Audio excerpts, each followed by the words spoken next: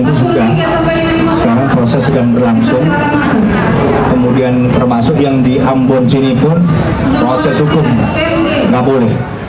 Karena apa? Karena dua institusi ini adalah institusi yang memang tugasnya adalah untuk menegakkan hukum walaupun berbeda, tetapi juga kita adalah dua institusi yang memiliki kewenangan use of force atau kewenangan menggunakan senjata. Oleh karena itu kita harus memastikan semua aparat kita, mulai dari paling bawah sampai paling atas itu punya pertimbangan matang dalam menggunakan kekerasan.